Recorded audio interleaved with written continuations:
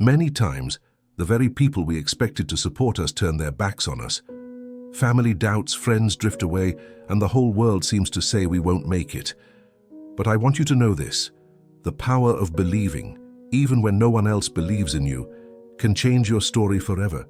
The faith that springs from the heart doesn't depend on circumstances, but on trusting that God is faithful to fulfill what He has promised. Dear listener, maybe you felt alone, misunderstood, or even judged for pursuing that dream burning inside you. Perhaps you've thought about giving up because no one seems to understand you. However, what you're about to hear is not just a message, it's an invitation to discover that your faith, even if it's as small as a tiny mustard seed, has the power to move mountains. I want to talk to you about people who changed their destiny because they dared to believe God when everyone around them said it was impossible. This message is for you, to remind you that you don't need the approval of others to move forward. You only need to believe with all your heart. I invite you to like this video, comment on it, and share it with others. By doing so, you help YouTube recommend this message to more people who also need to hear that they are not alone, that there is still hope, and that there's a space like this where they can draw near to God. Your support would be a great blessing. Today I want to invite you to write the following phrase in the comments: I believe even when no one believes. Write this phrase in the comments to publicly declare your faith and to join others who also believe that God has the final word. Part 1. When your faith doesn't fit the consensus. Dear listener, let's begin with the heart of the matter. To believe when no one else believes in you is not just being optimistic. It's a spiritual stance that stands firm against the wind. It's looking at the same reality that others see, yet choosing to interpret it through God's promise, not through fear. That's exactly what so many men and women in the Bible did. They didn't deny the difficulties, they called them by name, but they chose to believe God above the noise. Unshakable faith is not built in a day. It is cultivated step by step, through small, consistent decisions and a conviction that grows deeper in the heart until it becomes the lens through which you see life. To lay the foundation of this first part, let's work with 3 pillars that uphold faith when the crowd lets go of your hand. 1. Identity. 2. Promise. 3. Process. If any of these pillars fail, faith wobbles, but when all 3 align, the soul finds solid ground even if no one around applauds what you're doing. 1. Identity. Before we talk about goals, challenges, or results, we must answer the question: who are you and in whom do you stand? Other people's doubts only gain power when your identity is fragile. If you define yourself by applause, you'll live hungry for approval. If you define yourself by mistakes, you'll live under shame. But if you define yourself by what God has already said about you, then the shifting opinions of others lose their grip. Look at David in 1 Samuel chapter 17. No one was impressed with him. His brother dismissed him. Saul underestimated him. Goliath mocked him. Yet David knew who he was and where his strength came from. His identity wasn't in the armor that didn't fit him, but in the presence of the one who had already backed him when no one was watching, out there in the hidden fields. A firm identity means remembering your secret victories, those quiet moments when God sustained you and taught you.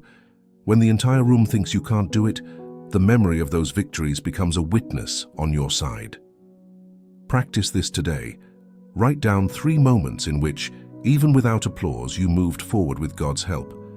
Those private records anchor your identity. 2. Promise. Faith doesn't float in the air, it anchors itself in what God has spoken. Hebrews chapter 11 verse 1 tells us that faith is being sure of what we hope for and certain of what we do not see.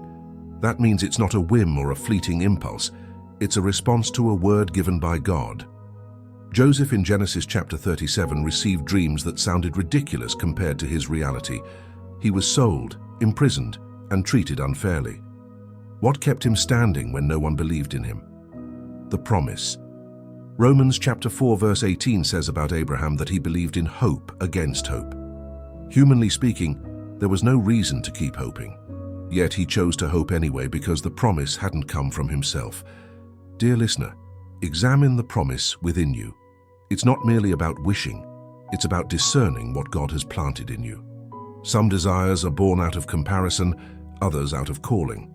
Comparison drains you. Calling sustains you.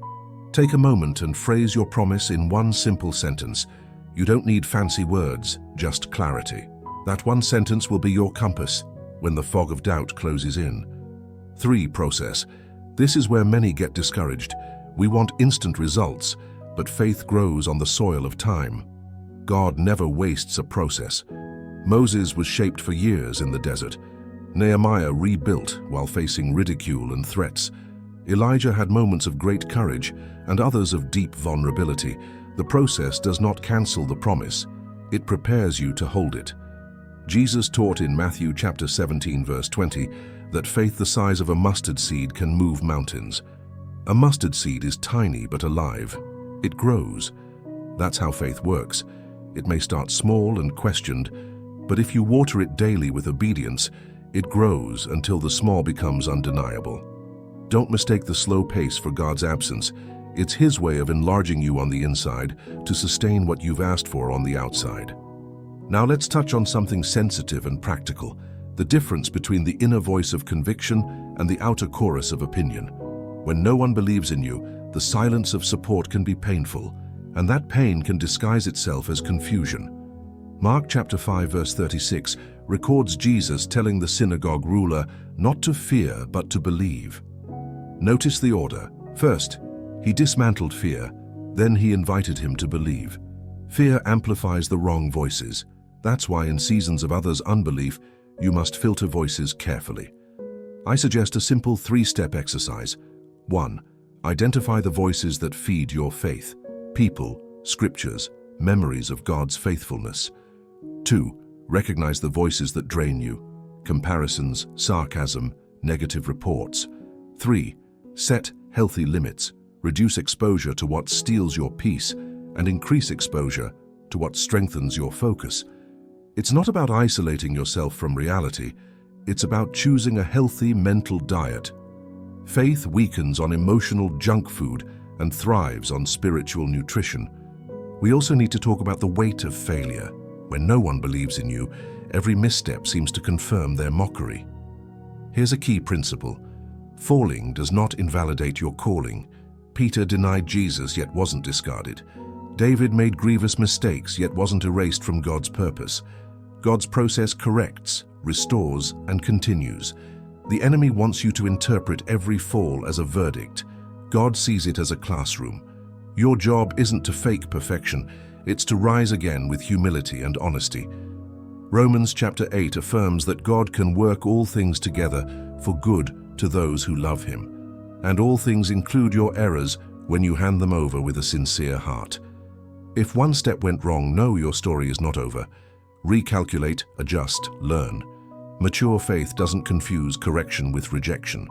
Let's make it practical with 3 daily moves to keep walking, whether or not applause comes. 1. Scripture. Choose one passage and chew on it throughout the day. Jeremiah chapter 29 verse 11 reminds us that God's plans are for good, not for harm. Don't read it in a hurry. Savor each idea until your mind can recall it without opening the Bible. 2. Focus. Define the smallest, most concrete action that brings you closer to what you believe. Faith strengthens when it produces specific obedience. Small daily victories silence the loud voices of unbelief. 3. Gratitude. At day's end, write down 3 evidences of grace, however small they seem. Gratitude retrains your vision to recognize God in the ordinary. Those who see God in the small don't despair about the big. Let me draw a contrast that unmasks a common trap. There are dreams that seek a platform and callings that seek purpose. The first craves applause, the second can start in silence. Living to prove yourself is not the same as living to obey. When no one believes in you, the temptation is to prove yourself, but heaven's strategy is obedience. Proving drains you, obeying aligns you. So before reacting on impulse, ask yourself, is what I'm about to do obedience or reaction? Obedience may look slower, but it's safer. Reaction is loud, but empty. Look again at David. He refused Saul's armor, not out of pride, but out of integrity. Faith expresses itself using the tools you've already mastered in secret. His sling and stones looked ordinary, yet they were enough because he had history with God. Don't imitate someone else's armor to impress the doubters. Strengthen your story with God and use what He's already placed in your hand, no matter how simple it looks. In obedient hands, the simple becomes powerful. Finally, about credibility. Give time its place. People may doubt you, but time will testify to what comes from God. Joseph didn't convince his brothers with speeches. His life over the years was the argument. Nehemiah didn't spend forever debating his critics. He built the wall. Often your best reply to unbelief is not an explanation, but perseverance. Let the fruit speak. Fruit may take time, but when it appears, it silences criticism without arguments. Before we close this first part, here's a weekly roadmap to put faith into practice. Day 1, define your identity with one brief declaration of who you are in God. Day 2, write the promise that sustains you in a single sentence and place it somewhere you'll see often. Day 3, choose today's smallest step of obedience, something so specific you can't postpone it. Day 4, set one healthy boundary with a voice that drains you, less time, less exposure. Day 5, find one faith-filled witness with whom to share your progress, not for approval, but for accountability. Day 6, celebrate a small victory with deliberate gratitude. Day 7, rest and review how God was present even in the ordinary. This roadmap isn't magic, it's practical. It helps focus your faith on real decisions, and when faith becomes practical, results begin to emerge. Part 2. When the no's become direction. Dear listener, sooner or later we all face closed doors and words that sting when others tell us we can't make it. Those no's from life can feel like walls blocking the path, but often they're not meant to destroy you, they're meant to redirect you. Unshakable faith doesn't ignore the no's, it interprets them. This part is about learning to discern the difference between opposition that wants to stop you and correction that wants to protect you, and how to turn both into fuel that propels you forward. The first key is to understand that not every no comes from the same source. Some come from people who simply can't see what you see. Others come from God, who guides your route and keeps you away from things that could harm you. And some come from circumstances that just aren't ready yet. In Acts chapter 16, verse 6, Paul wanted to go preach in a certain region, but the Spirit of God kept him from doing so. It wasn't rejection, it was redirection. If Paul had pushed stubbornly ahead, he would have stepped out of God's perfect plan. Here's the truth. Stubbornness fights every obstacle. True faith knows how to pause when God says, wait. Let's break this down into 3 realities you'll face. 1, opposition. 2, correction. 3, timing. 1, opposition. This usually comes from the environment, people who don't understand what God has entrusted to you. Nehemiah faced ridicule and threats while rebuilding the wall. His critics couldn't see what God was doing. If Nehemiah had spent his energy answering every insult, the wall would never have been finished. The lesson is clear. Don't waste your strength explaining your faith to everyone who doesn't share it. Choose your battles wisely. Not everyone who questions your path deserves a response. Sometimes silence and progress are the best answers. Learn to discern whether the opposition is simply human noise meant to distract you. If it is, don't stop, keep going. 2, correction. This is different. Here, God Himself is redirecting you. Proverbs chapter 19, verse 21 says that many are the plans in a person's heart, but it is the Lord's purpose that prevails. A no from God is not defeat, it's protection. Joseph could have complained when he was sold into slavery, but every unexpected turn moved him closer to the place where his gift would be needed most. Divine correction doesn't destroy your calling, it aligns it. You can usually recognize it because, even though it hurts at first, it brings long-term peace and eventually brings understanding. If a plan falls apart, and over time, you see it saved you from something worse, that was correction, not rejection. 3, timing. This is the hardest no to accept because it's not a hard stop, it's a not yet. David was anointed king long before he sat on the throne. Between the promise and the fulfillment were years of waiting, running, and learning. God's not yet builds character, because faith without character can't sustain the blessing. Isaiah chapter 60 verse 22 says that God will make it happen in its time. That's a reminder that seasons can't be rushed by anxiety. Grapes ripen in their time, not by impatience. A delay is not a punishment, it's an incubator for your faith.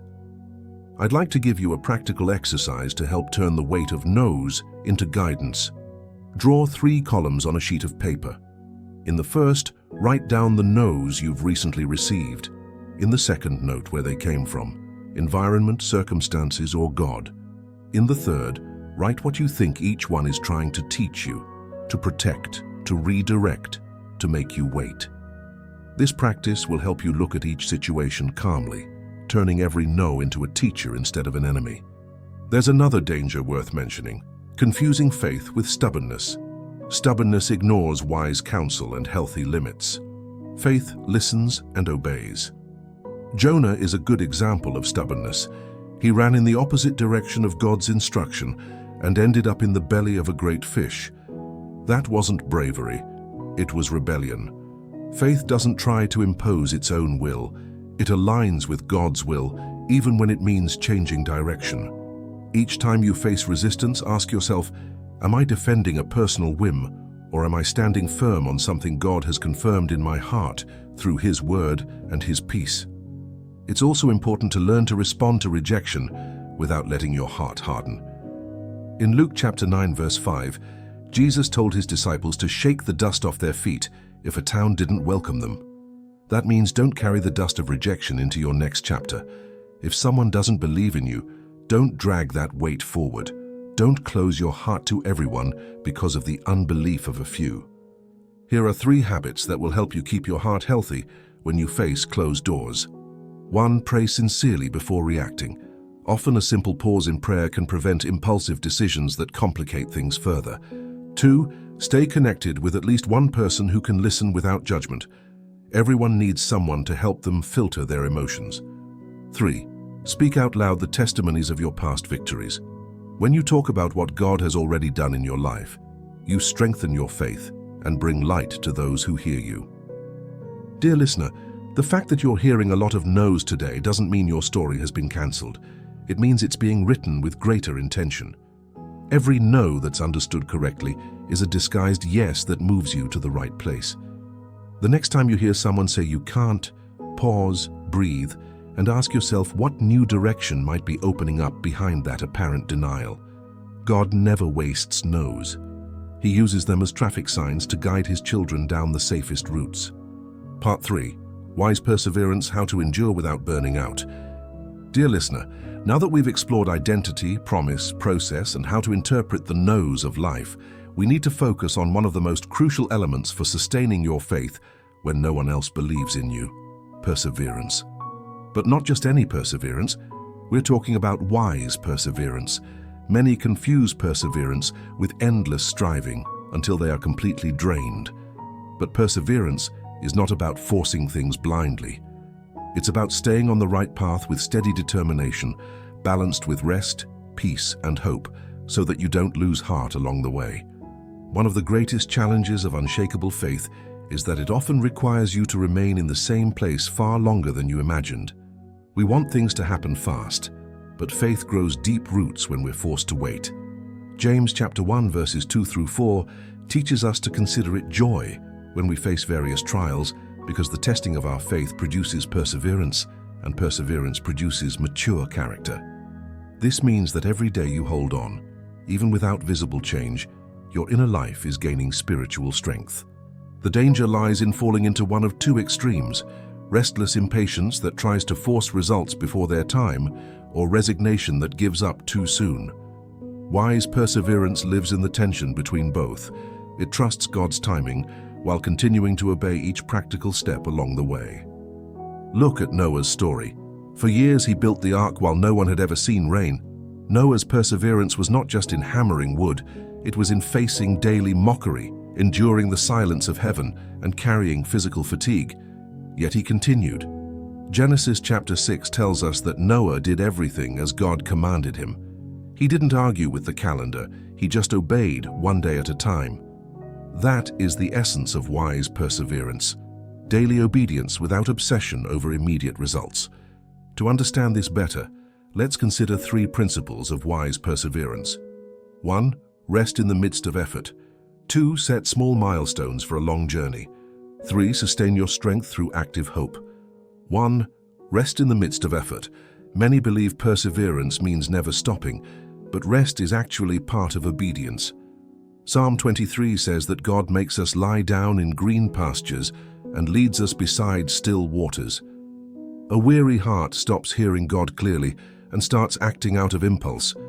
Even Jesus would withdraw to solitary places to pray and recharge. Wise perseverance learns to pause, to refill the soul in God's presence, and to take care of the body with proper sleep, healthy food, and moments of quiet. This is not laziness, it's strategy for maintaining endurance. 2. Small milestones for a long journey. Sometimes the vision God gives you feels overwhelming in size. Wise perseverance breaks it down into reachable steps. Think of Nehemiah. Rebuilding an entire wall in the midst of enemies looked impossible, yet he began by drawing boundaries, assigning tasks and laying brick upon brick. You don't have to feel motivated every single day. Focus on consistent small steps. A practical tip: at the start of each week, write down 3 simple, doable actions that bring you closer to your goal. They don't have to be dramatic, they just need to be faithful. At the end of the week, review them and celebrate accomplishing them. Faith becomes more tangible when it produces habits you can track. 3. Active hope that renews strength. Isaiah chapter 40, verse 31, promises that those who hope in the Lord will renew their strength, soar on wings like eagles, run and not grow weary, walk and not faint. Hope in God isn't passive. It's a posture of the heart that sustains the body. Those who keep hope alive find the courage to rise again each morning, even when they still can't see the results. A helpful exercise to cultivate active hope is to begin your day by declaring aloud the promises of God that anchor your soul. Speak them, thank Him in advance for what is unseen, and ask for wisdom for each decision. This simple practice trains your heart to look beyond circumstances. There's another layer. Wise perseverance knows when to recognize a shift in seasons. Sometimes God says, keep pressing, and at other times He says, pause and adjust. Think of Elijah in 1 Kings chapter 18. He prayed 7 times for rain and kept persisting, but he also stayed alert for the sign, a small cloud rising from the sea. He didn't stop praying until he saw that sign, but once he saw it, he moved quickly. Wise perseverance is persistent, but also sensitive to God's timing and guidance. Perhaps today you feel exhausted from waiting. Maybe you've prayed, worked, and sown seeds of effort, yet haven't seen the fruit. The temptation to quit often appears right before the breakthrough. That's why Galatians chapter 6 verse 9 reminds us not to grow weary in doing good, for at the proper time we will reap a harvest if we do not give up. Wise perseverance is the ability to keep doing what's right, even without applause or immediate visible results, trusting that the season of harvest will come. Here are 3 practical habits to fight discouragement and stay steady. 1. Practice daily gratitude for what you've already achieved, even if it seems small. Gratitude transforms waiting into worship. 2. Schedule intentional moments of rest at the end of your day, even a few minutes of quiet to lay your burdens before God. 3. Seek a supportive community or at least one trusted person with whom you can share your journey. The weight of waiting becomes lighter when it isn't carried alone. Remember, God isn't only interested in the destination you reach, He cares about the person you become while persevering. Each day of waiting is shaping in you patience, resilience, and compassion that you'll one day need to sustain the blessing you've been asking for.